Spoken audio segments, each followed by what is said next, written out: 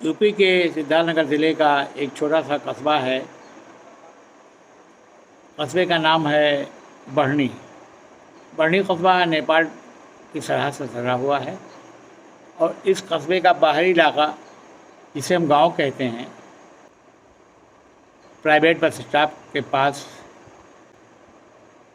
की रहने वाली मध्यम श्रेणी के घर की एक लड़की रिया श्रीवास्तव। रिया आज पूरे देश में अपना नाम कमा रही है वॉलीबॉल के बल पर। खेल के दम पर उसने शिक्षा प्राप्त किया, खेल को व्यवसाय बनाया। खेल के माध्यम से आज वो परिवार का सहारा बनी हुई है और सहारा ही नहीं, पूरे देश में, यहाँ तक कि विदेश में उसके खेल की धूम मची हुई है। लोग रिया को जानते हैं। दो बार वो भारतीय टीम के साथ विदेशों में नाम कमा चुकी है।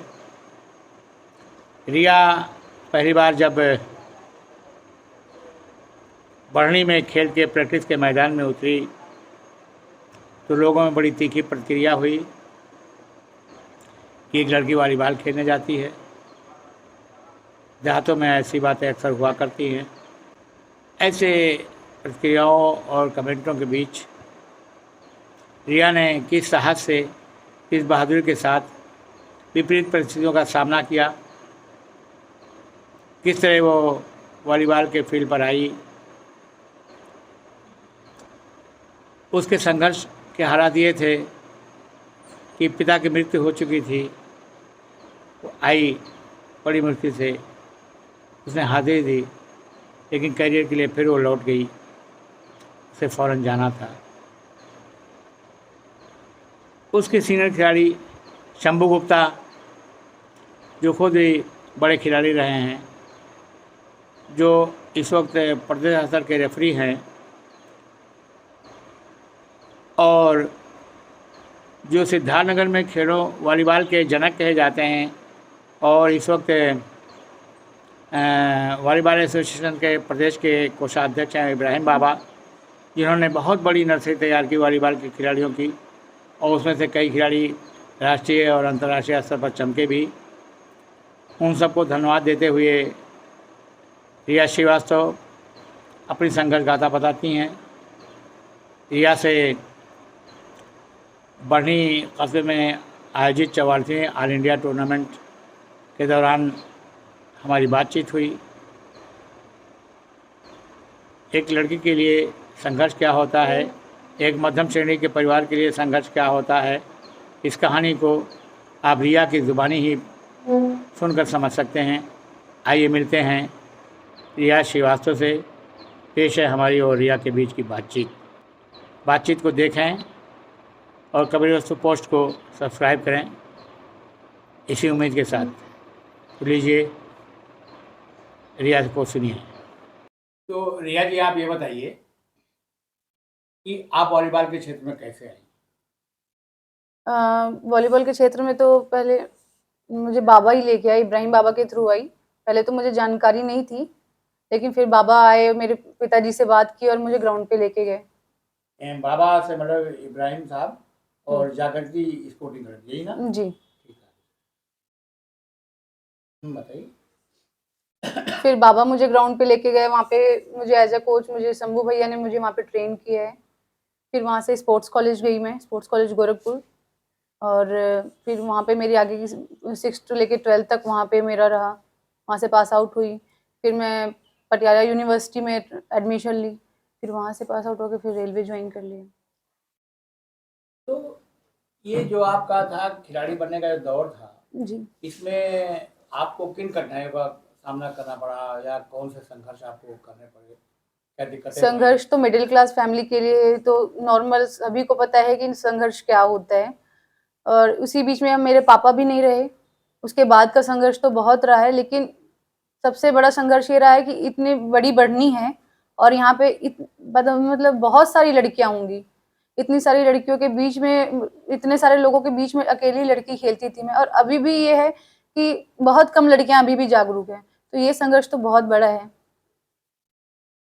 क्या उल्लेखनीय सफलताएं हैं आपकी? कहाँ कहाँ खेली, कोई अच्छा मैच हो?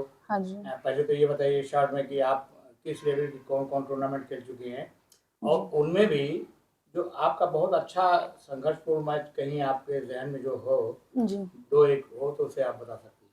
बिल्कुल सर। मैंने 14 बार नेशनल खेला है, 2 बार इंडिया टीम को रिप्रेजेंट किया है और 2 बार ऑल इंडिया यूनिवर्सिटी गेम्स खेला है, 2 बार खेलो इंडिया यूनिवर्सिटी गेम्स खेला है। रिसेंटली मैं इंटर रेलवे खेल के आई हूँ।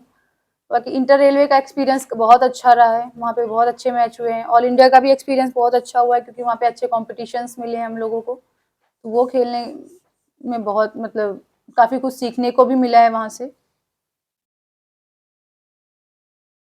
तो आप कहाँ कहाँ खेलने गई हैं? मैं इंडिया टीम को रिप्रेजेंट करने के लिए थाईलैंड खेलने गई हूँ। बाकी ऑल इंडिया यूनिवर्सिटी गेम्स मैंने केरला में रिप्रेजेंट किया है। खेलो इंडिया यूनिवर्सिटी गेम्स मैंने लखनऊ में खेला हुआ है और रिसेंटली इंटर रेलवे में मुंबई से खेल के आ रही हूँ। तो आपने दो खास जगह बताई हैं, एक केरला और एक थाईलैंड। हाँ जी। और मुझे जहाँ तक पता है केरला में जो वॉलीबॉल का जो कल्चर है जी। वो नॉर्थ के मुकाबले बहुत अच्छा है। जी। तो उनका क्या सिस्टम है, कैसे वो अपने खिलाड़ी को जो आपने जो नई पौधे वो तैयार कैसे करते हैं, क्या डिफरेंस आपको लगा नॉर्थ इंडिया से साउथ इंडिया में? पहला तो टेक्निक्स है, दूसरा ये है कि वहाँ पे एप्रिसिएशन और डेडिकेशन ये मेन है। वहाँ पे एप्रिसिएट भी करते हैं, डेडिकेट भी होते हैं और खिलाड़ी मेहनती भी हैं।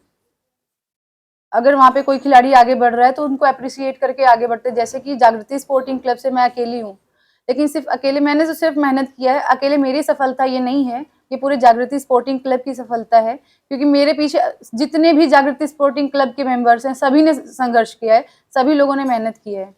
और थाईलैंड में क्या रहा आपका रिस्पॉन्स?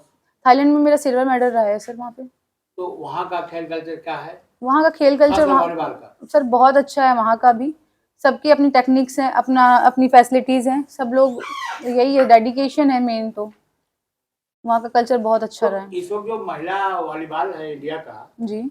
उसका भविष्य फ्यूचर क्या है, कैसे देखती हैं आप? फ्यूचर तो सर मैं बहुत अच्छा देखती हूँ। फिलहाल तो लड़ाइयाँ चल रही हैं फेडरेशन में, तो उसके करके थोड़ा सा खिलाड़ी थोड़े से नर्वस हैं। बाकी फ्यूचर तो बहुत अच्छा है क्योंकि सभी खिलाड़ी देखती हूँ बहुत बहुत ज़्यादा मेहनत करते हैं। जैसे मैंने ये देखा कि जो आपकी ब्राज़ील है, जी।